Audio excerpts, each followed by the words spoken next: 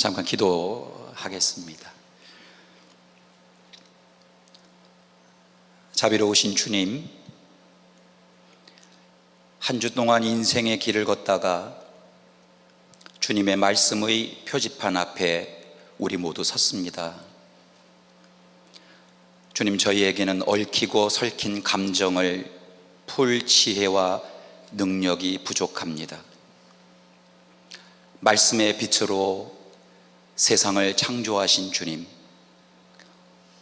오늘 말씀으로 저희들의 복잡한 마음에 빛을 창조해 주옵소서. 하늘을 잊은 채 땅의 현실에만 골몰하기 십상인 연약한 저희들에게 성령을 통해 하늘의 길을 보여 주옵소서. 예수님의 이름으로 기도합니다. 주님의 은총과 평화가 여러분들과 함께 하시기를 빕니다. 예언자 요나는 기원전 8세기에 활동했던 유대 민족 출신의 예언자입니다. 요나서 1장 1절에는 이 예언자의 이름을 요나라고 하지 않고 아미떼의 아들 요나라고 합니다. 아미떼의 아들이라는 말은 아미떼가 진리라는 뜻이거든요. 그래서 진리의 아들 요나. 그런데 이 뜻에는 이중의 의미가 있습니다. 첫째는 유전적으로 요나가 진리라는 뜻을 가진 아버지 아미떼의 아들이라는 면에서 첫 번째 뜻이 있고요. 두 번째 의미는 이 요나라는 인물이 당시에 진리의 아들이라고 자부심을 가졌던 유대민족, 그러니까 선민의식으로 가득 찼던 엘리티즘에 사로잡혀 있었던 유대의 민족 전체를 상징할 수도 있습니다. 그러게 보면 당시의 특정한 이념과 사상을 대표했던 가상의 인물이 요나일 수 있고, 이런 맥락에서 요나는 그냥 단순히 누구의 아들이라는 개인이라기보다는 당시의 이스라엘 전체를 대표하는 인물일 수 있다. 요나가 이스라엘이고 이스라엘이 요나일 수 있다, 그런 말씀입니다. 저는 오늘 이런 맥락에서 여러분과 함께 요나서를 살펴보려고 합니다. 저는 오늘 요나서 1장으로부터 4장으로 구성된 전체를 살펴본 것인데, 그 이유는 설교하는 마무리 과정에서 알려드리겠습니다. 왜 제가 1장부터 4장을 다 설명하는지.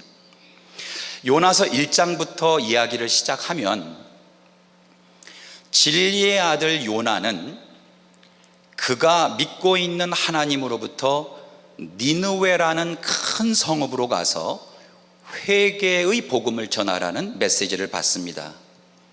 즉 니느웨 성에 멸망이 임박했으니 회개하라는 경고의 메시지를 전하라는 부름을 받은 겁니다.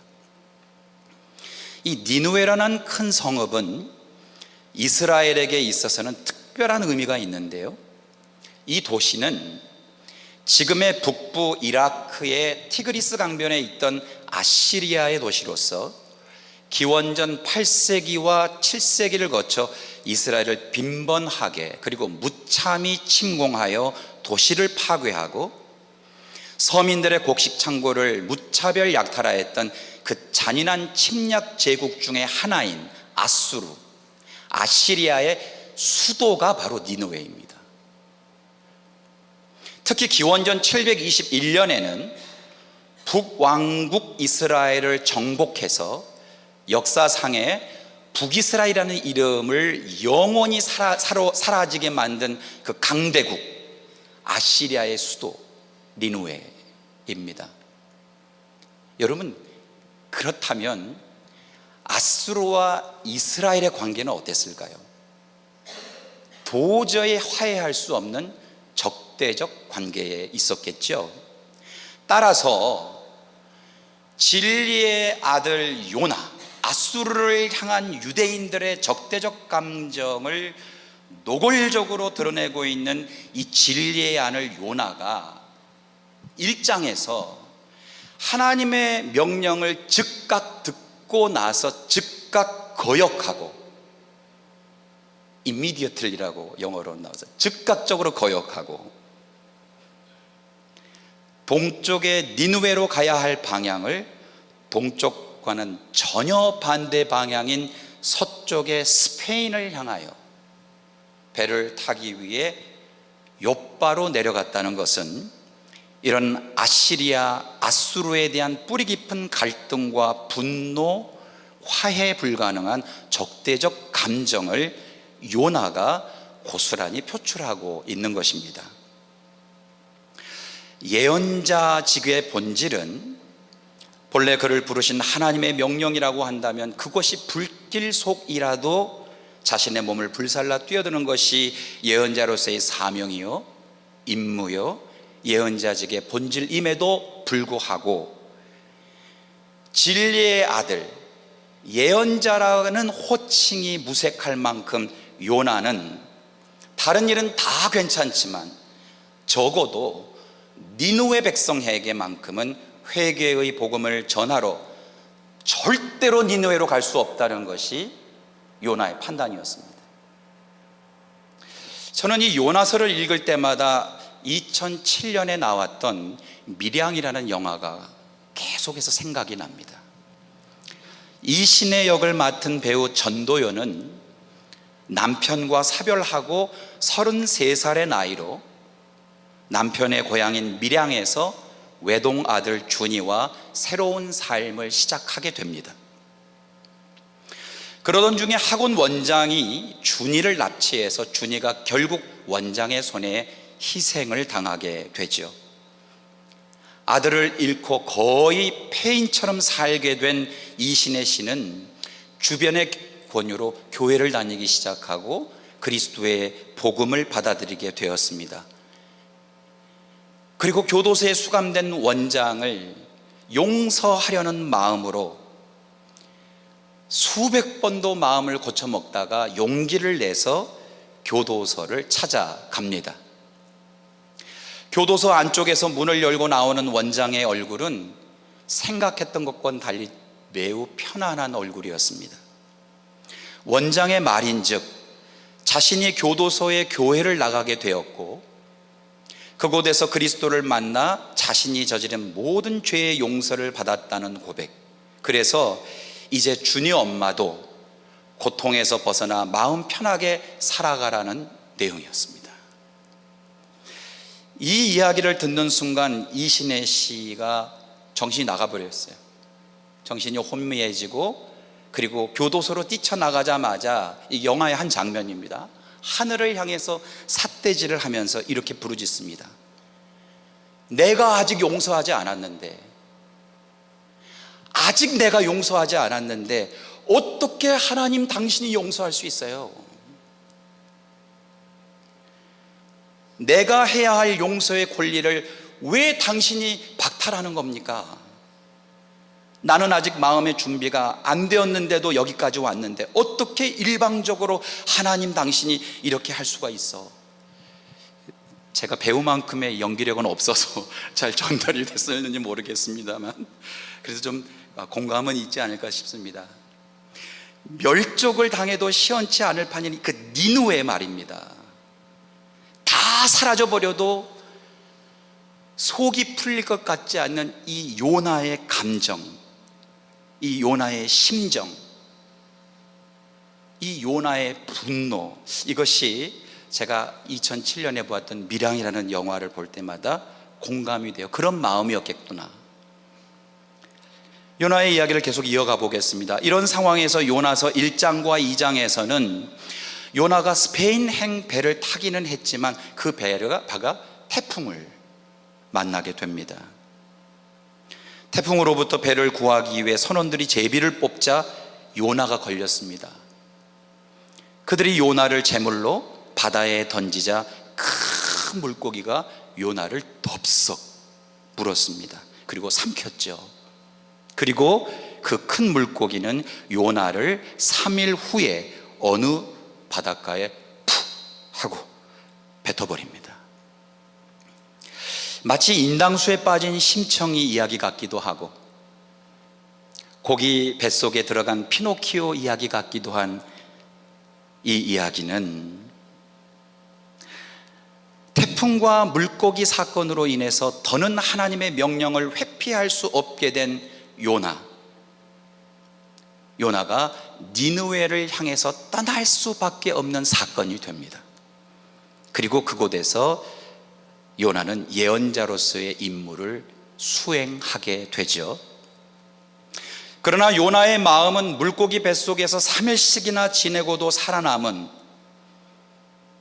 이른바 무덤에서 3일 만에 일어나신 예수 그리스도의 부활의 기적에 비견되는 그런 놀라운 기적을 경험하였음에도 불구하고 니느웨에 대한 이 포기할 수 없는 감정, 증오심, 적대감 때문에 니느웨를 구원하시려는 하나님의 그 깊은 뜻을 여전히 거역하고 있었습니다. 저는 이 거역하는 근거 중에 하나를 요나서 3장 3절부터 4절에 나와 있는 본문을 통해서 이해하게 됐는데요, 요나서 3장 3절부터 4절 표준 세번역 본문은 이렇게 기록합니다. 요나는 주께서 말씀하신 대로 곧 길을 떠나 니느웨로 갔다. 니느웨는 둘러보는 데만 사흘길이나 되는 아주 큰 성읍이다.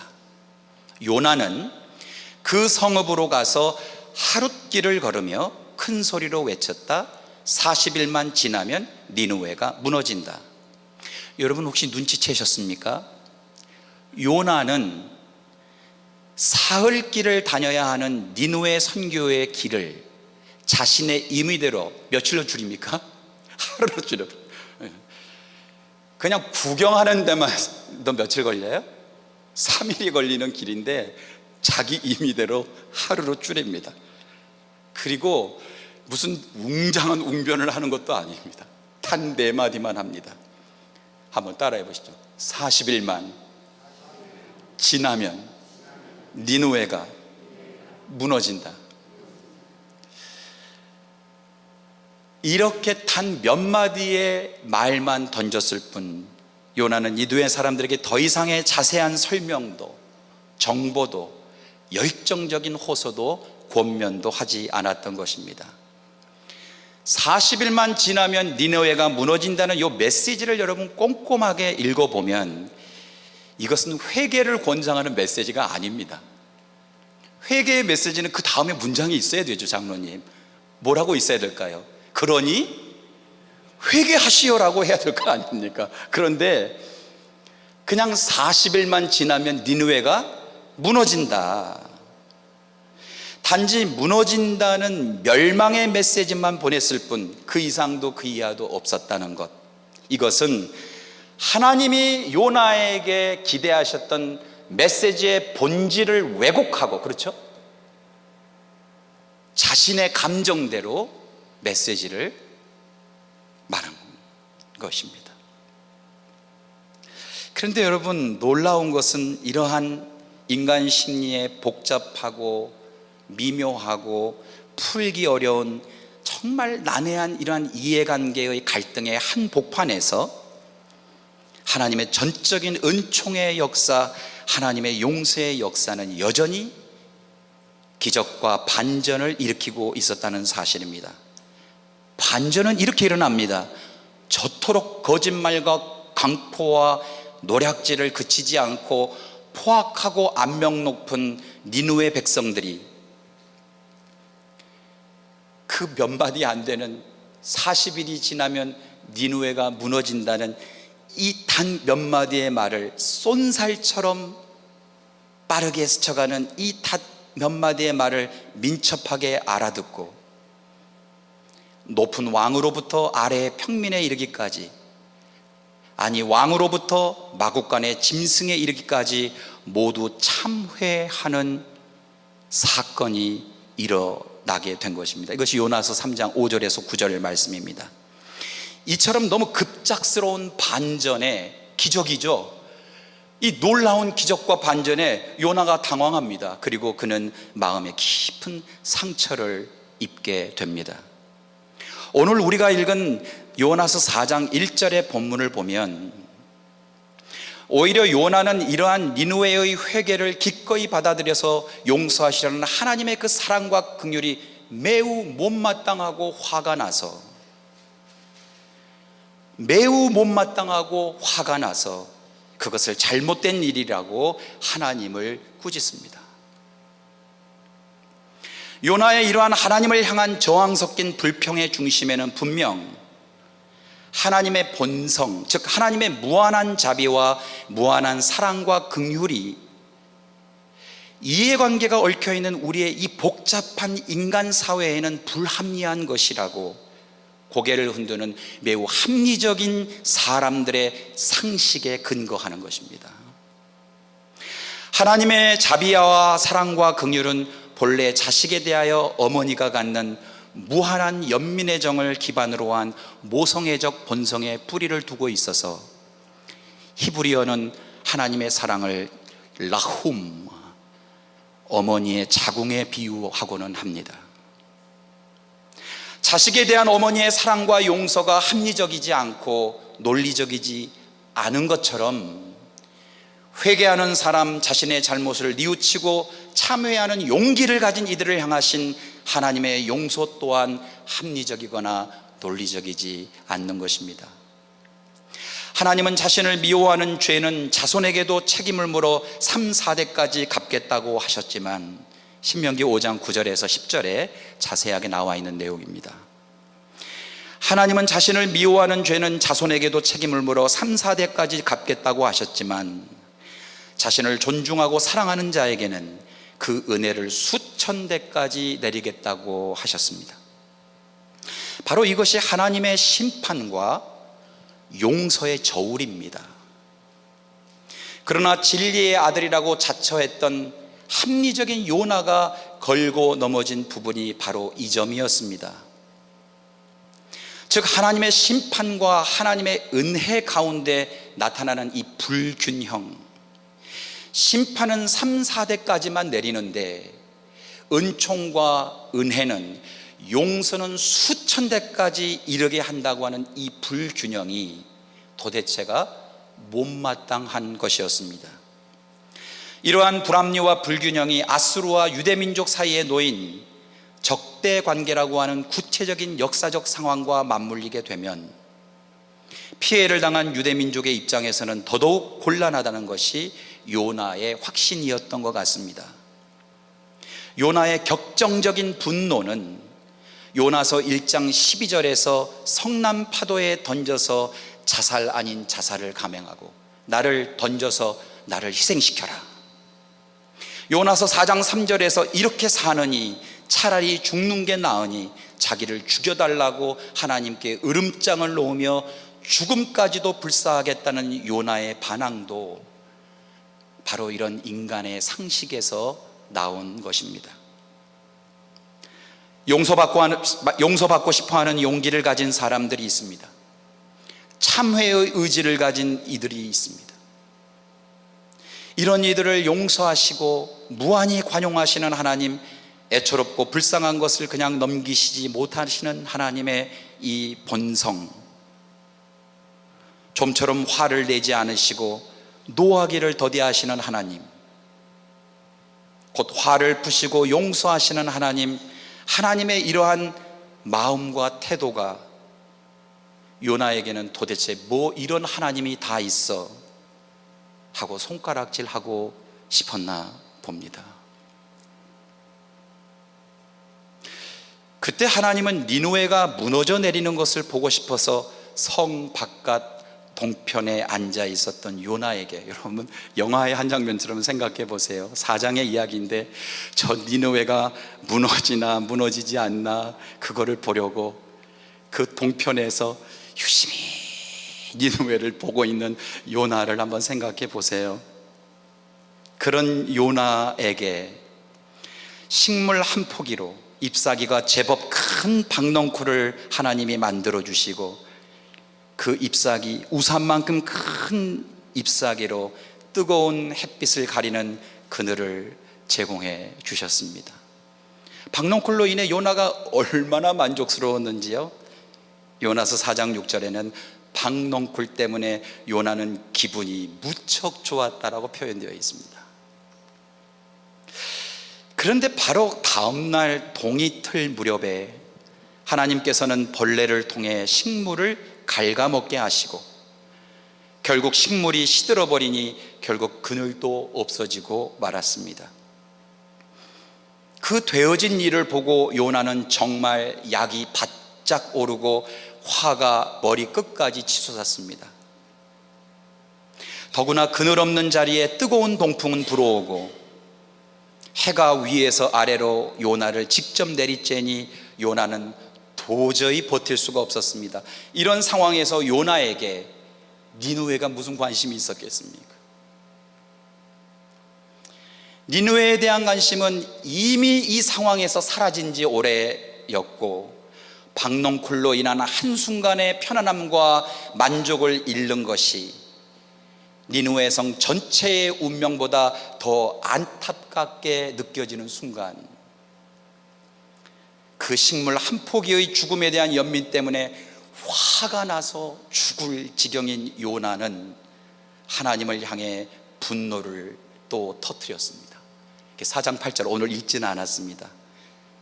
4장 3절에 이어 요나는 또다시 하나님께 말합니다. 4장 8절에 하나님, 이렇게 사느니, 너무 점잖하게 얘기하는 거거든요. 하나님, 이렇게 사느니 차라리 죽는 것이 더 낫겠습니다. 죽여주세요. 네. 요나는 또다시 자신을 죽여달라고, 세상에 이게 예언자가 또 하나님께 죽여달라고, 나를 차라리 사는 것보다는 죽는 게 낫겠다고 하나님을 겁박합니다. 바로 그 순간 하나님께서는 요나를 향해 다음과 같이 질문하는데, 그 질문이 요나서의 마지막 부분입니다. 4장 9절에서 11절이 요나서의 마지막 부분인데 제가 현대어로 좀 풀어서 여러분들에게 말씀드리겠습니다. 4장 9절에서 11절 내용입니다. 아미떼의 아들 요나야, 스스로를 진리의 아들이라고 자처하는 요나야, 너의 신앙 양심과 너의 그 예리한 합리적 상식으로 이 일을 스스로 판단하고 분별하여 보아라. 너는 이 한 그루의 박넝쿨이 자라나도록 하는 가운데 아무런 수고도 아니했고 아무런 배양도 하지 않았느냐? 하룻밤에 났다가 하룻밤에 죽는 이 식물조차도 내가, 요나 너 말이다, 너가 그렇게도 사랑하고 그렇게도 연민을 느끼고 그렇게도 속이 상하고 그렇게도 아꼈다면 너가 바라봤던 저 큰 성읍 니느웨를 봐라. 저 니느웨는 좌우를 분변치 못하는 죄 없는 생명이, 여기서 설명할게요. 죄 없는 생명은 아이들을 말합니다. 좌우를 분변치 못하는 죄 없는 생명이 12만 명이나 살고 있고, 그러니까 부모를 합치면 최소한 36만 명이 니느웨에 살고 있는 것입니다. 육축도 또한 많이 살고 있는데 그 생명들이 다 죽게 되었기에 내가 그 생명들을 긍휼히 여기고 아끼게 되었는데 너는 어찌 그것이 옳지 않다고 화를 내느냐? 엄마의 사랑의 아픔을 갖고 자식을 사랑하듯 그렇게 인간을 사랑해온 나의 마음, 나의 심정에서 본다면 너의 그 성의 없는 외침에도 불구하고 저 뉘우치고 회개하는 용기와 의지를 보인 니느웨 백성, 내 백성 말이다. 내가 낳은 내 백성 말이다. 내 백성을 용서하고 긍휼히 여기는 것이 당연한 것 아니냐? 진실로 이것은 요나를 향한, 아니 요나와 같은 상식을 가지고 있으면서 하나님의 전적인 사랑과 긍휼을 하찮게 여기고 여전히 누군가를 향해 화를 품고 있는 모든 종류의 인간 사회를 향한 하나님의 도전적인 질문이라고 할 수 있겠습니다. 요나서 4장 4절입니다. 그대가 화를 내는 것이 옳은가? 요나서 4장 9절입니다. 그대가 이렇게 화를 내는 것이 옳은가?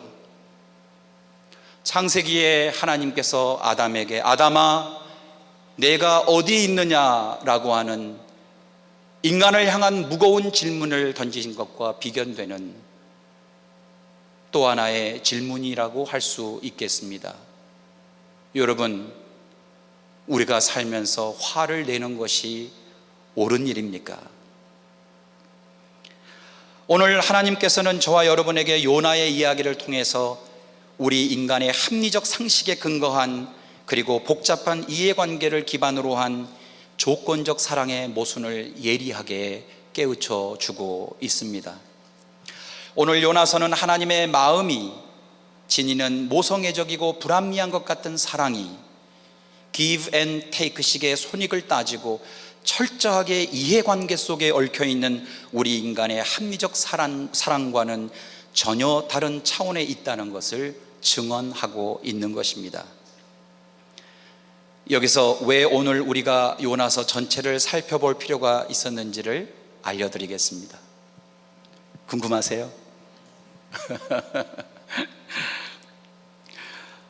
요나서가 다른 11권의 소예언서와 대조가 되는 독특한 점이 있다면 요나에 관한 이야기 자체가 예언이라는 것입니다. 나머지 11권의 소예언서에는 예언자들이 직접 예언을 합니다. 그래서 예언서입니다. 그런데 요나서는 요나가 했다는 예언이라고 해봤자 기껏 4마디밖에 없습니다. 40일이 지나면 니느웨가 무너진다.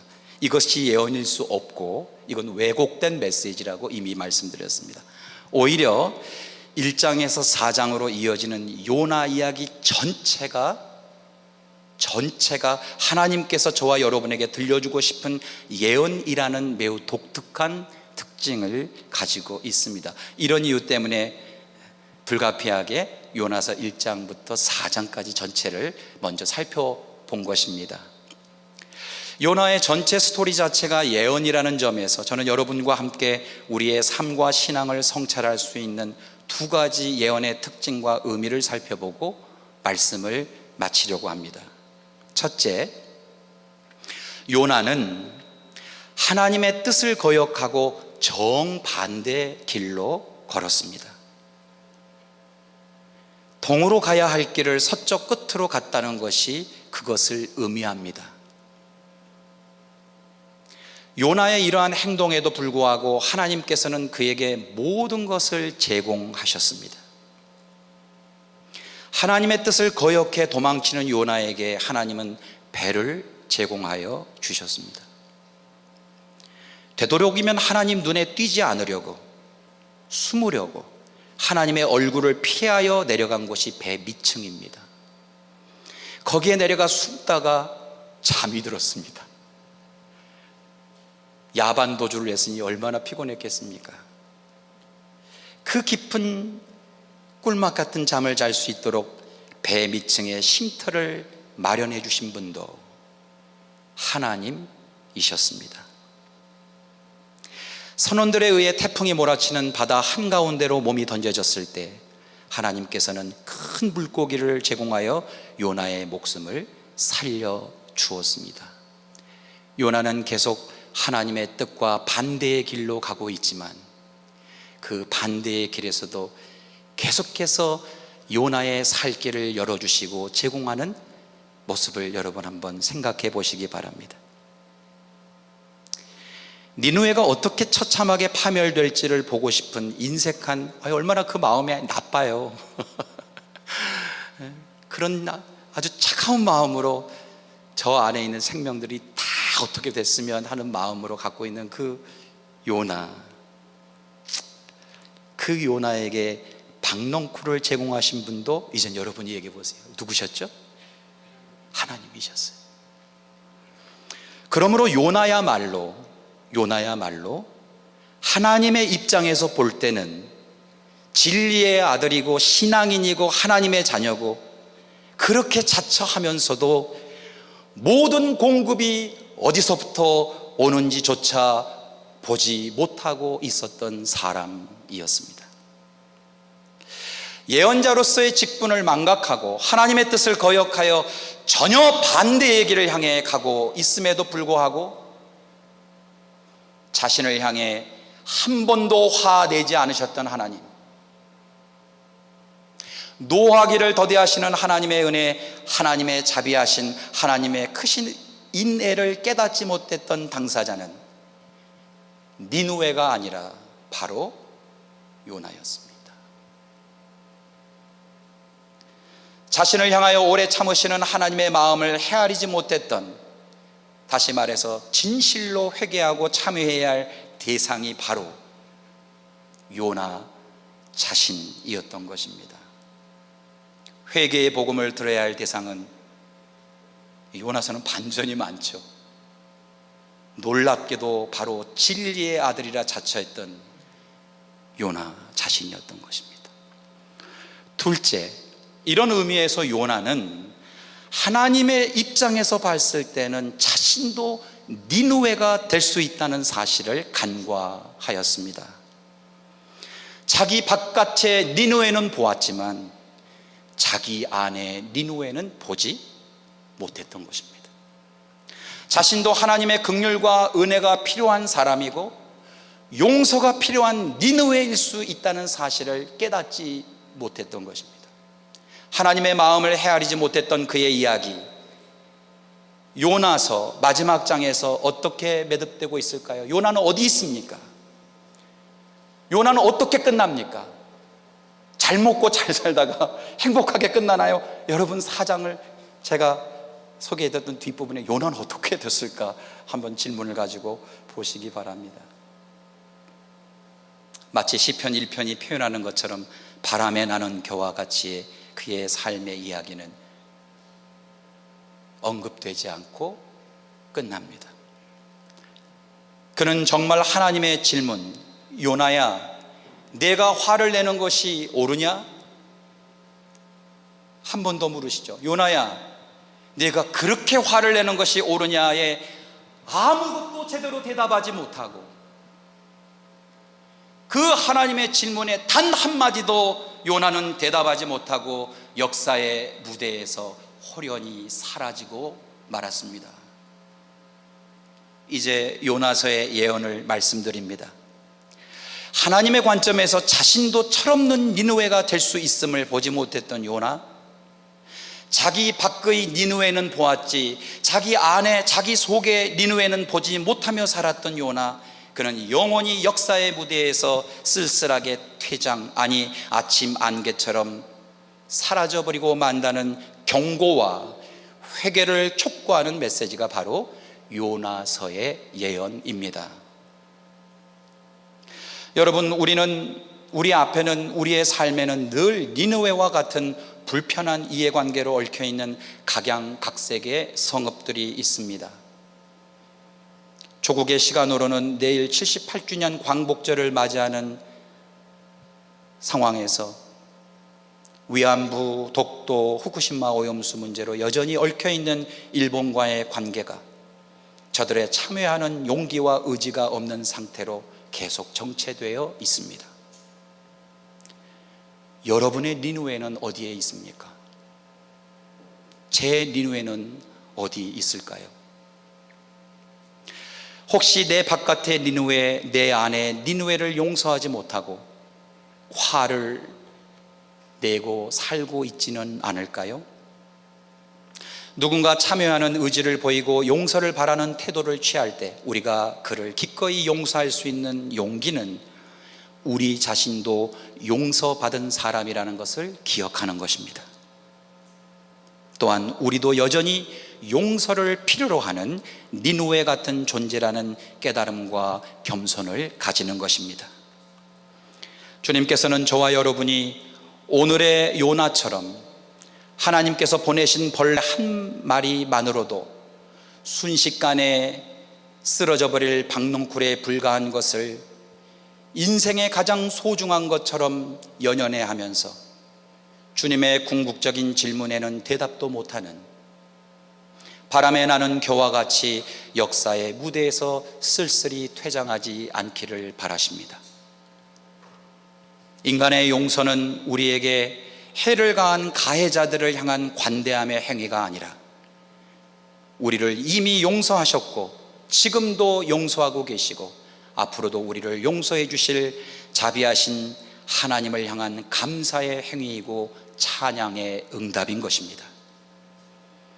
미움이나 원망처럼 사람을 황폐하게 만드는 것이 없습니다. 오늘 요나의 이야기를 통해서 들려지는 주님의 사랑이 누군가에게 화를 품고 있을지도 모를, 혹은 용서하지 못하고 요나처럼 살아가고 있을지도 모를 우리들의 복잡한 마음에 한 주 동안 깊은 울림이 있으시기를 주님의 이름으로 축복합니다. 기도하시겠습니다. 주님, 오늘 말씀으로 저희의 걸어갈 길을 비추어 주심을 감사드립니다. 혹시 저희가 하나님께서 가라고 하시는 길로 가지 않고 전혀 반대의 길로 가고 있는 오늘의 요나가 아닌지 말씀을 들으며 생각해 봅니다. 주님, 요나와 같은 심정으로 화를 내며 적대감을 품고 보복의 광야에 앉아 있지 않습니까? 오늘 말씀을 통해 저희의 삶이 새로워지게 하여 주시고 하나님의 자녀로서 하나님이 보여주신 사랑의 씨앗을 우리 삶에 뿌리며 열매 맺고 꽃 피우며 아름답게 살도록 인도하여 주옵소서. 오늘 우리가 그렇게 살기를 고백하고 다짐합니다. 예수님의 이름으로 기도드립니다. 아멘.